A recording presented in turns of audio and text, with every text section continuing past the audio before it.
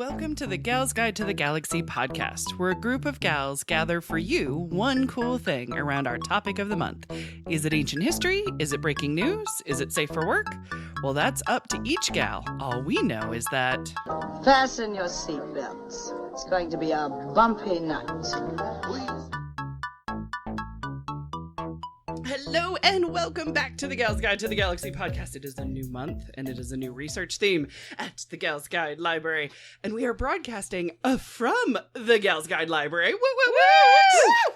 At this point, our building is still temporarily closed thanks to COVID-19 precautions, but we are hoping that we are going to be back open sometime in July. So stay tuned to our social media and all that kind of good stuff. And of course, galsguide.org, shameless plug for our website, for all those sort of details. So some would say we're extremely animated this month. Do you see what I did there? Oh, yeah, that's right. Because our new research theme is Cartoon Month. So we're going to be exploring illustrators who make cartoons and those female cartoon characters themselves.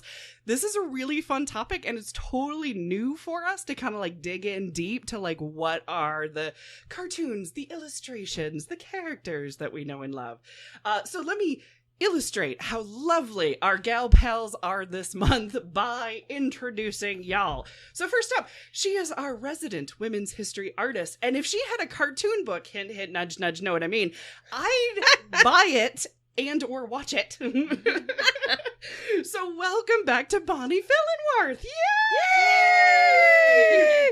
So Bonnie, tell the good people what you have been up to. I have been busy at work working on my 100 suffragists for the 100th anniversary project. Woo! I have 2 done. Oh my God. You have 98 to go, and it's pretty much next month. End of August. Passed. No? No, it's August 26th. Oh, it's the 100th anniversary Yeah. for the U.S. Oh. UK's was 2 years ago or so. Isn't that less than 100 days away?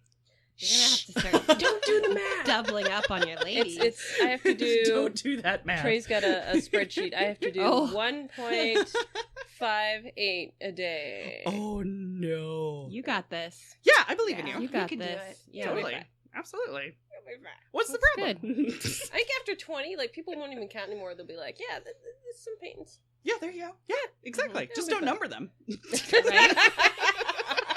Well, no one can possibly listen to all, 100 or do all, right? learn about all 100. Sometimes you can just keep going Exactly. once they debut. Right.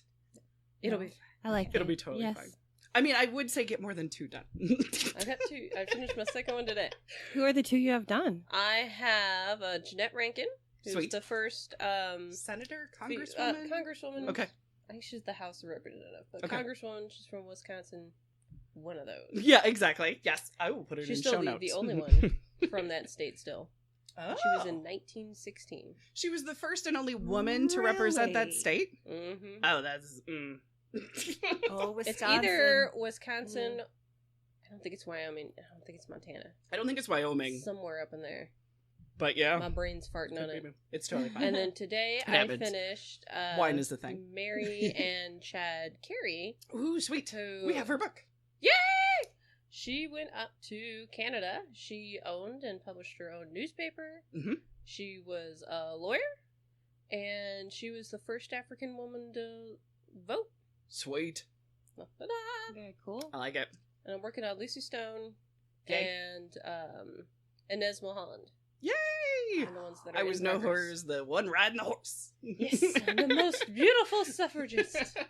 It's because she's on a giant But then, white in horse. my little That's study why. of her, she's smiling and she's just making this horrible face. She's So got hopefully the ugly little- smile on. We need a picture of that face. It's pretty bad.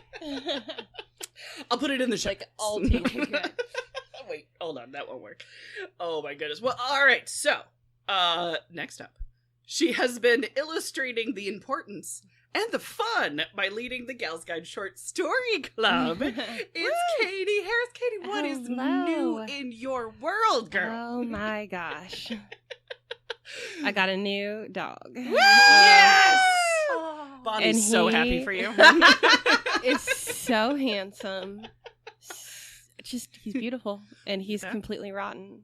And, All oh the my spoils. gosh, yeah. Aw. Like, my presentation tonight might not be super awesome, but it turns out he chewed through my computer cable, Oh. and I haven't been able Dog to ate use my my- laptop. Dog ate my homework. I got it. Oh, Yep, dog ate my no. homework tonight. So, Oh. but you know, he's But he's so he'll- good though. He'll get there. He'll Right? get there. Yeah. Oh he'll my get there. goodness Yeah, gracious. Super smart, super cute, and we are having a lot of fun at our house. But it's super banana crazies, and I've been out of town. Got to visit my parents, do a little summertime poolside thing. Ooh. So that felt really good after. I mean, I don't mind being stuck at home. That's kind of my favorite. right. But it still felt good to like do the normal summer thing. So Yeah, there we you were go. Happy Got to a little be. taste of summer today. I did. Don't I look tan, guys? You look Yeah. so tan. I almost didn't Nice. recognize you. Put it in the show notes. I will put it in the show notes. Katie's tan. You're right. So next up is a returning gal pal who likes to draw inside and outside the lines of life, and we love that. She's a fantastic actress and advocate, Denise Jekyll. I want to say Jekyll, and I'm wrong. You're right. No way. It's Jekyll. Look at that. It I is. always like see it, and I'm like, oh, nope, no matter what I'm going to say, Nope. it's going to be wrong. But look You're at that. good. Denise, remind the good people a little bit about yourself. Well, I do a lot of representation for the Screen Actors Guild, American Federation of Television Radio Artists, fellow Yes. actors, fellow broadcasters, and I'm really into that political side of things, and mostly because I live in Indiana, there's not a whole lot of union work to be had here. So, Right, you know, exactly. You're gotta like, do come gotta do something with my time.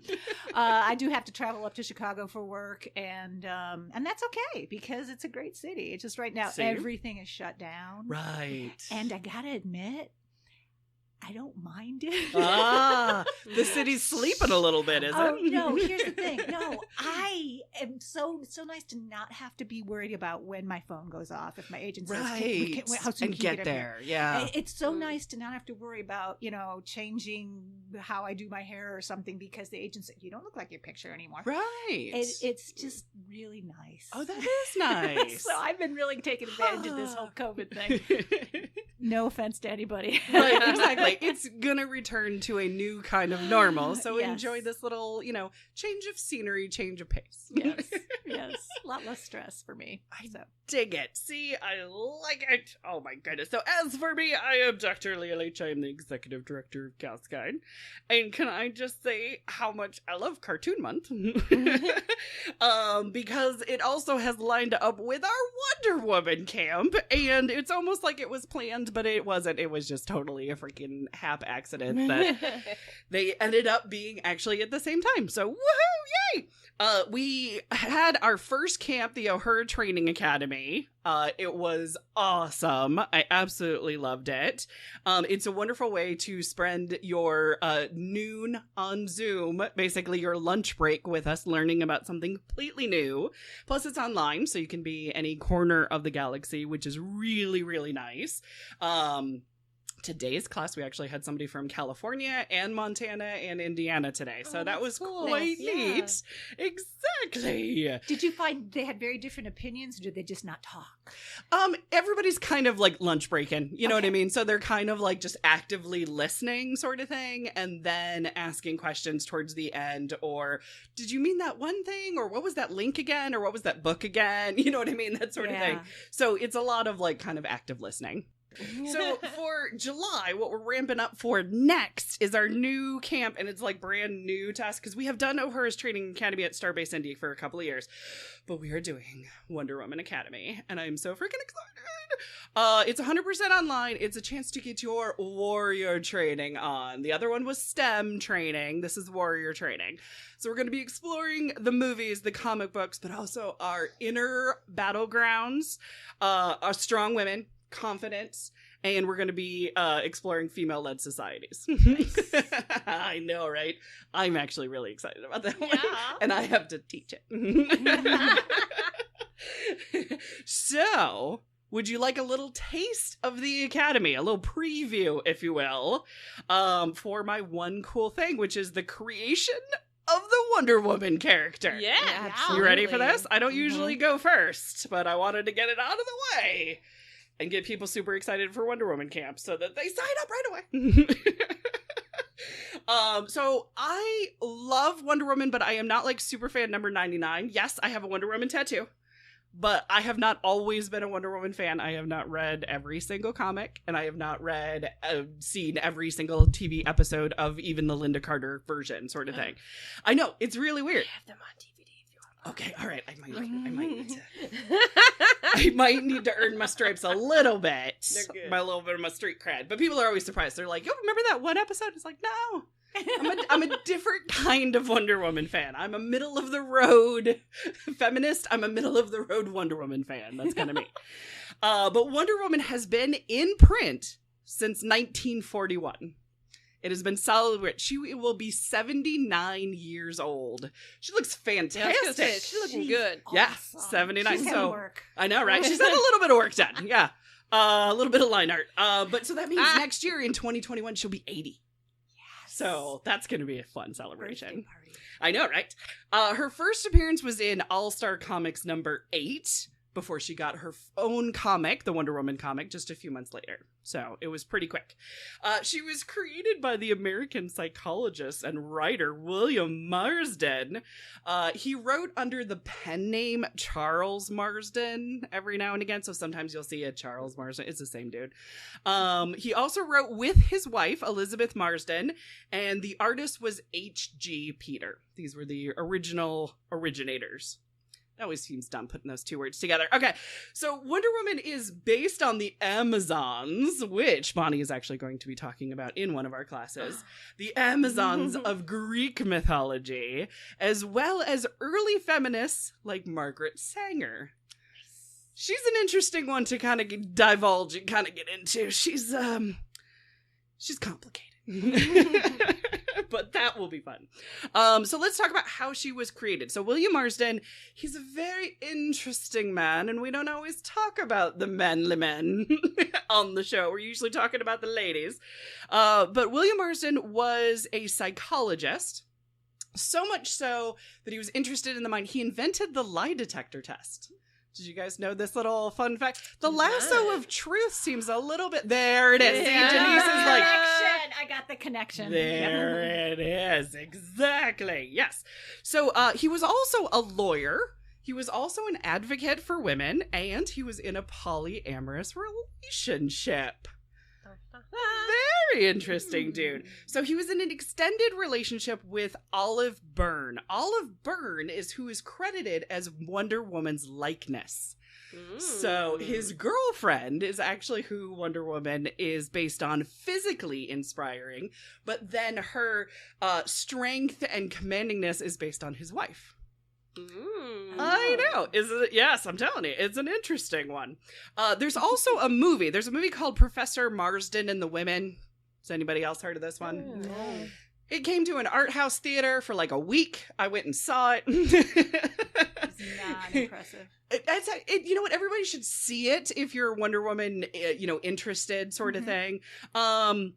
It's not absolutely like groundbreakingly fantastic, but the three of them and the creation of Wonder Woman and the girlfriend, the girlfriend to the relationship, the polyamorousness, and then also you'll get into a little bit of his insight on what he thought about women and the future of women. I mean, it's a good thing, believe it or not. It's a really weirdly good thing.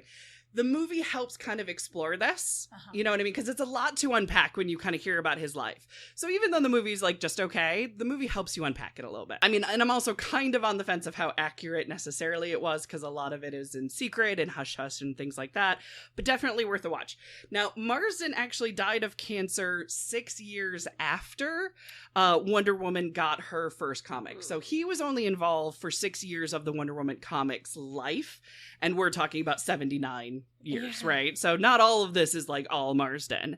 But what he did is he established what Wonder Woman would be, what the rules and the parameters and the framework would be.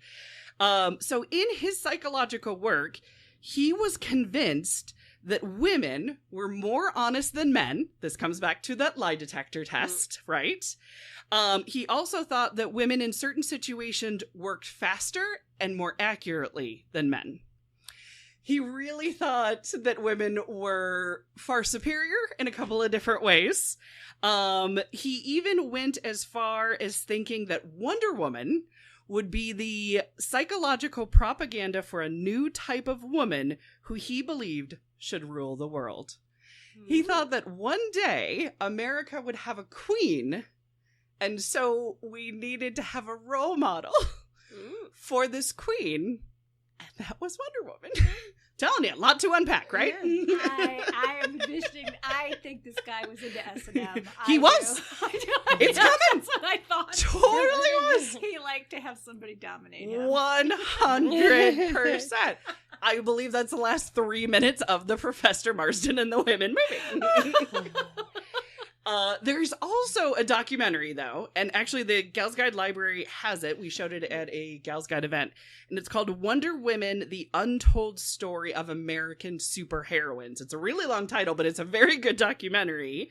Cool. And it's about scholars talking about the Wonder Woman motif, talking about women in comics, and talking about how it inspired people, and very much how William Marsden was really kind of hoping it would inspire strong female leaders who would then become queens and stuff like that. So, he was trying, the alternative sucks, women can't do anything kind of motif was generally what we saw, but it's no.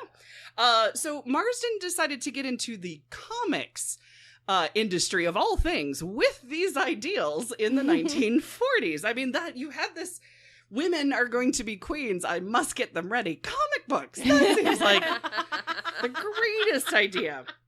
He was interviewed by Family Circle, and he got a job working at Family Circle because he said that they had great educational potential in comic books. So Max Gaines hired Marsden as an educational consultant for comics, and two companies later merged that he was working for and became DC Comics. DC is who owns Wonder Woman and Superman and Batman and all that kind of good stuff. So when those two companies that he was representing for and kind of being a consultant for of how to create these strong female characters, of which all of them went no, he pitched his idea for his own female superhero, and Gaines approved. So here were the themes that Marsden kind of solidified as far as Wonder Woman, okay? They would explore masculine and feminine social forms. So the idea was to always look at what are the polar opposites, what is masculine, what is feminine, how to challenge it to a certain extent. What is restorative justice and what is transformative justice? This was very important to him in the 1940s. Remember, we were fighting some Nazis around that time. And then also dominance and submission. Aww. Go figure. Very clearly as one of the three things to bam, bam, bam, to totally knock that out. There was a lot of bondage, okay? So the scholars say, this is what the scholars say, and I feel like they're really trying, and, bless them for trying, but that Wonder Woman would always end up in chains in, every single issue. Oh my goodness, yes. She was always in chains. The idea was that there would then be a visual of her breaking free of her chains. Okay. So the dominance and submission was supposed to have that strong visual of breaking free. Okay. Sure it is. Okay. Or. So, yes. So that's kind of the idea. There's far less bondage now in the modern comics. For some odd reason, they've done away with that. I don't know why. There's not as much bondage. So in her original comic origins, the idea of her story, her origin story, if you will, she learns the skills of the warriors and the lessons of peace and love from her fellow Amazonians. When Steve Trevor, anyway, when he crash lands on the island, the origin story is there's a contest to determine who should receive the honor to take him back to man's world and act as the Amazon ambassador to the world. So in the two early versions, the Golden Age and the Silver Age, Wonder Woman had this massive crush on Steve Trevor, and it was so fucking annoying. It really, really is. She's like always saving him. He's the damsel in distress. So it's like cute to see it shifted. But at the same time, it's like, Steve's stupid. Let him kill himself. I mean, Just let him go. You can do better. This is why I haven't read every single one of them. I get irritated with crap with Steve. Oh, and then even when I'm watching the movie, I'm like, but Wonder Woman's origin story has like changed throughout the years. The constant is that she is Diana, Princess of the Amazons. They don't seem to mess with that. She lives on Paradise Island or Themyscira, which I always call the Mascara. Ah. That's the way that I pronounce it. I'm sure that's not right, but to me it's the Mascara. Where there's no men on the island. When she grows up, she journeys into man's world and she goes on missions of peace and diplomacy. That's another one of her origin stories. There's another one that she was sculpted out of clay by her mother, Queen Hippitalia, and the Greek gods gave life to her from the sand, making her the only Amazon in the world that was not conceived by man. Yeah, dude wrote that. So anyway, and then George Perez wrote an origin story in the late 1980s that the Amazons were reborn from the souls of abused and murdered women. And it was from a very confusing battle between the gods. And that was their origin story. Sounds like they'd be really angry all the time then. That's the idea, that they were really angry warrior Amazons and they were ready to have their revenge at a moment's notice. So help me, Steve shows up. And no, Steve wasn't in those ones. But I mean, I'm just saying, if Steve would have showed up in those ones, it would have been great. I would have got my justice. So in the movie with Gal Gadot, I can't believe it's Gadot. I always want to put a French on it and not say Godot too. It's Gadot, and I even see her saying it, and I'm like, really? You don't know your own name, do you? But for the movie, they kind of combined almost all of the origin stories kind of like into a soup, you know what I mean? Yeah. They took a little bit from here and a little bit from there. Even with the George Perez storyline being a little bit easier, a little bit more digestible with the war between the gods and them having something to kind of avenge, and then also that created an antagonist or a villain for the movie by using George's line. So here's her actual powers and abilities. I find these fascinating, not so much as a geek, but as a feminist, of what powers they decided to give her and what weaknesses they decided to give her. Oh yes. All right. So her powers and abilities. She has superhuman strength. Okay. So, it was given to her by Demeter, which is the goddess of Earth. It is generally accepted she is stronger than Superman. Really? Yeah, that she would kick his ass. Awesome. There's also some fan fiction where she doesn't kick his ass, if you know what I'm saying. But yes, she also has superhuman speed. It was given to her by Hermes, the god of the messengers, right? It was said that even Flash couldn't keep up with her. Right, exactly. So she's lightning fast and she can disarm opponents and take the weapons away and immobilize them before they even get a second to think about it. Her invulnerability and durability was given to her by Demeter. She can handle radiation, fire, explosions, lava, the coldness of space, and Superman's heat vision. Wow. She can withstand all of that. Right? Healing factor given to her also by Demeter. She can heal injury without even scarring. That's always, like a nice little bonus there.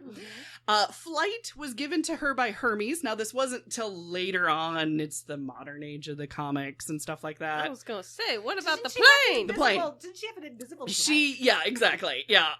In the Golden Age and Silver Age, they said she couldn't fly then, but she could glide on the wind.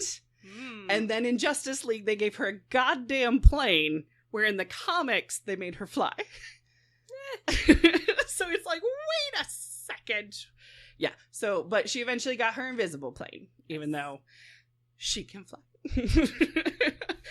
Her divine wisdom was given to her from Athena, the goddess of wisdom. And that includes also like tactical sense of wisdom, but also a strong moral compass as well. Super stamina. She does not need to rest or sleep. So that's helpful. Great beauty. I mean, of course, given to her from Aphrodite. It's not really a power, but, like, of course they're going to... It's because, she's a girl. Exactly. No, we wanted a really ugly superhero. It's like, we've done that? No, we haven't now. She has enhanced senses given to by Artemis, the goddess of the hunt. She has keen eyesight, hearing, taste, and touch. She can always see her mark from great distances and nail it. And divine power is the last one given to her by Athena. She has been occasionally able to see illusions and also talk to animals and project herself to talk with the gods as well. So not too shabby of powers for a superhero, one would say. She has 2 weaknesses. 2. 2. Do you guys know what they are? Her boobs. Sorry. One's being tied up. Okay, yeah. I want to Golden jokingly lasso? say the second one is ice cream because she likes ice cream. She did love But- ice cream in the movie. Yeah. It's But I not. don't think It's not. It's not ice cream. Piercing weapons. Oh. So if you think about Yeah. it, anything with Ah. there it is. Anything with a point to it. Uh, Yeah. So knife, a sword, piercing weapons. mhm. Yeah, and if her bracelets are bound together by a man, all of her powers would be lost. Oh my god. And this was only through the Golden Age. They did end up losing that, but if they basically bound her bracelets together, Why is she just not wearing it? There you go. Just don't wear it. I don't Come on. know what the problem there was an idea that if she took the bracelets off, she would be even more powerful and she wouldn't be able to control her own power. Mm. That was the thing. And I'm like, what does that say about being feminine? When you I like fully embrace your feminine power, it is too much When for you're fully everyone. naked. Right, exactly.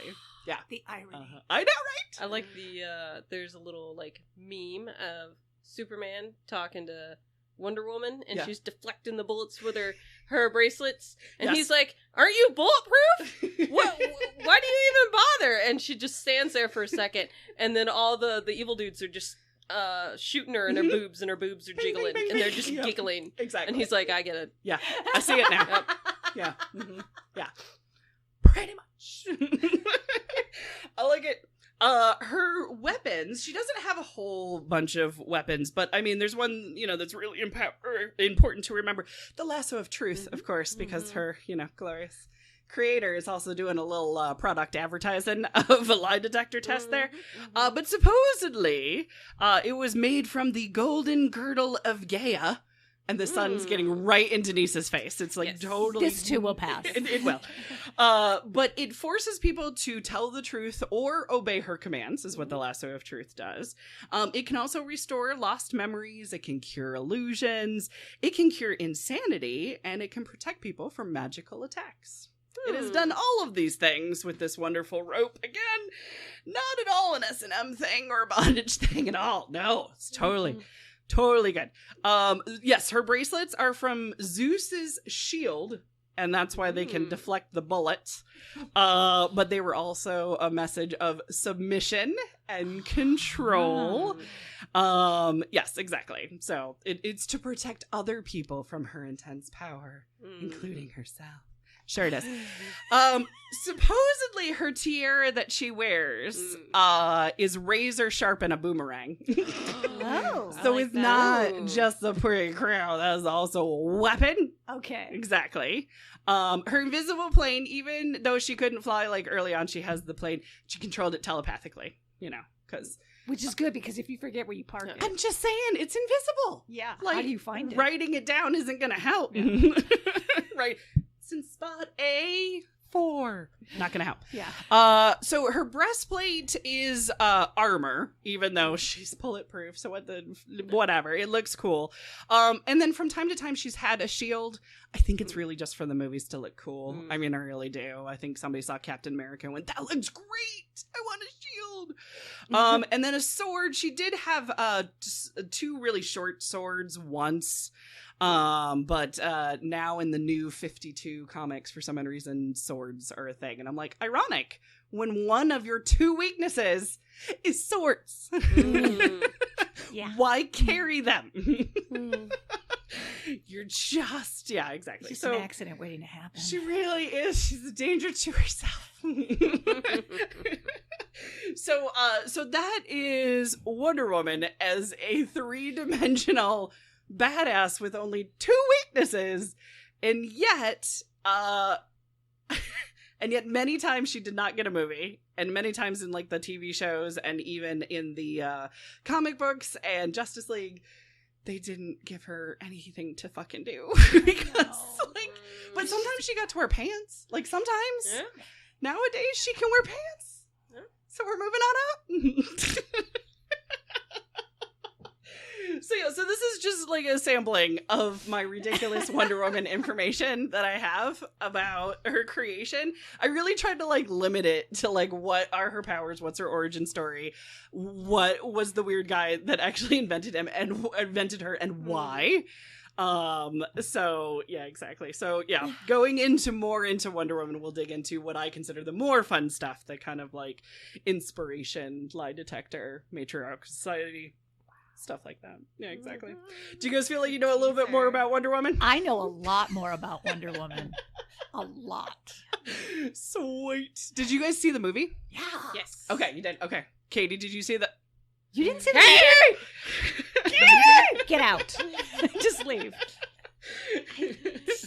It's really It's good. good. It You're is. really good. It's really I good. walked out of there and I wanted to like punch somebody in the face. Yes, I named was Steve. like pumped. It Oh, was that fun. was my least favorite part about the movie. Is Steve. Is Steve. Like you But don't that's what need- you're supposed to. But he I was think that's cute. the essence Like- of Steve. like the That's the character. was fine. I didn't like the whole they need to be in love. And cover your ears, Katie. He needs to have a tragic ending in order for her to fight better. I was like, oh, come on. Uh-huh.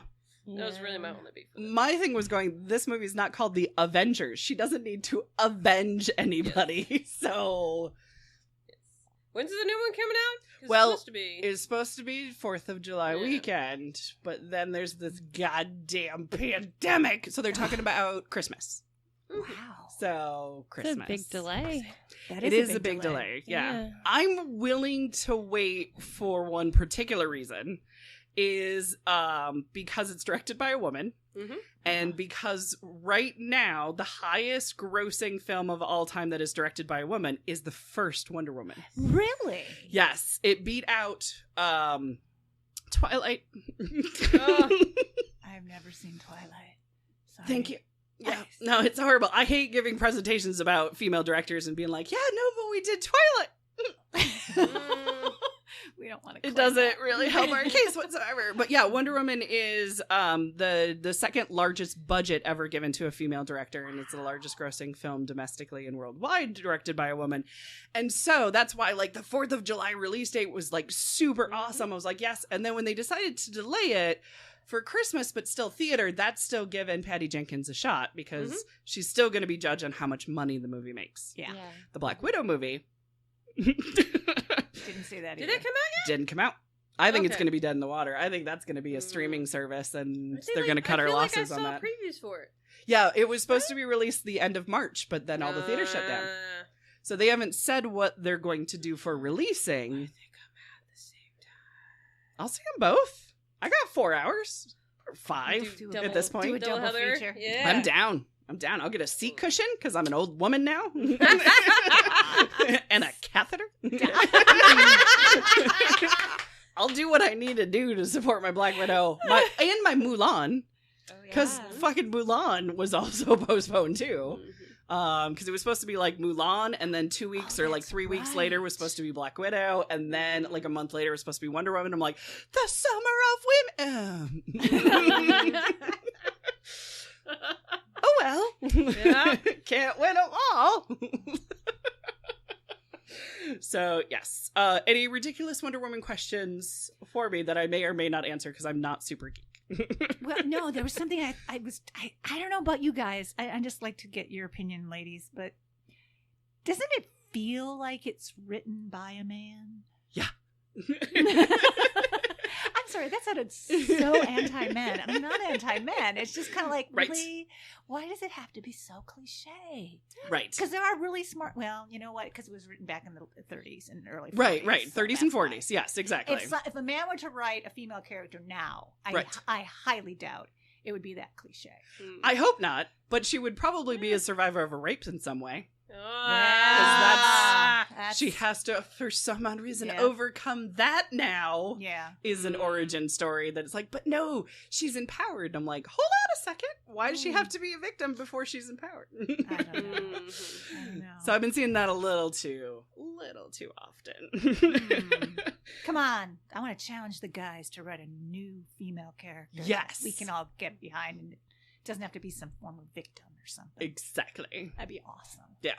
And I think what they're trying to do with Wonder Woman in the movies and the comics is take what they were given and shape it Makes sense. to a new way. But they still, I mean, they got some baggage that they kind of have to deal with. So, Yeah. But, I mean, she can do things better than every other superhero. But yes. My second favorite Wonder Woman meme thingy Yes. is on Family Guy, Yes. where they cut to Wonder Woman in her invisible plane, and she's sitting there, and Superman flies up and is like, "Hey, what's up?" And she's like, actually, I'm in the lavatory of the invisible plane." And then she walks up to the pilot seat, and then he's like, "I noticed you didn't wash your hands." Nice. She's got a bathroom on that thing. Look at that. It's got like a 747. I'd take it. I think that's a beautiful place for me to wrap it up, Bonnie. Thank you. Awesome. Awesome. Nice work. Well, that wraps it up for us this week. Join us next week as our next gal pal shares her one cool cartoon thing as Gal's Guide to the Galaxy podcast continues. Thank you for listening. For show notes, links, and images from this week's show, visit galsguide.org. Want exclusive stuff like deleted bits and major bloopers? Become a Gals Guide patron today. Thanks for listening.